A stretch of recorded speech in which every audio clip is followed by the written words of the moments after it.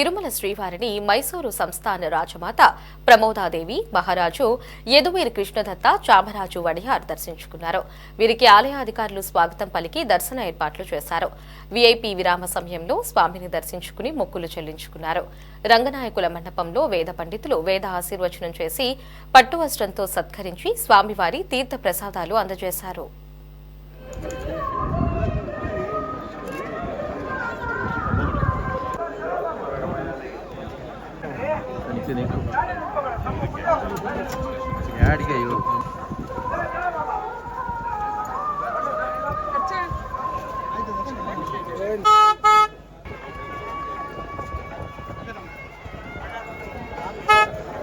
Very happy to be here this morning.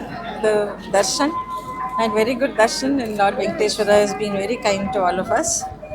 This is my fifth visit rather, on this Pallavotsava function. I pray to him to bless all of us and then all the Bhaktadis. And Desham Bhagandi anta ಪ್ರಾರ್ಥಿಸಿದೆ. ಇಂದು ನಮ್ಮ ತಿರುಮಲಲ್ಲಿ ಶ್ರೀ ಬಾಲಾಜಿಯ ದರ್ಶನವನ್ನು ಪಡೆದ ನಂತರ ಈ ಫಲವೋತ್ಸವ ವಿಧಿಯನ್ನು ಪೂರೈಸಲಾಗಿದೆ. ನಿನ್ನೆ ಸಾಯಂಕಾಲ ಶ್ರೀವಾರಿ ಫಲವೋತ್ಸವವನ್ನು ಆಚರಿಸಲಾಯಿತು. ಇಂದು ಬೆಳಗ್ಗೆ ಸ್ವಾಮಿಯ ದರ್ಶನವನ್ನು ಪಡೆದ ನಂತರ ನಮ್ಮ ನಾಡಿನ ಸಮಸ್ತ ಜನರಿಗೆ ಒಳ್ಳೆಯ ಆರೋಗ್ಯ, ಅಭಿವೃದ್ಧಿ, ಸಮೃದ್ಧಿ, ಆನಂದವನ್ನು ದಯಪಾಲಿಸಲಿ ಎಂದು ಪ್ರಾರ್ಥನೆ ಮಾಡಿದ್ದೀವಿ.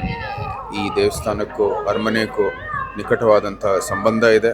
ಸುಮಾರು 400 ವರ್ಷದ ಸಂಬಂಧ.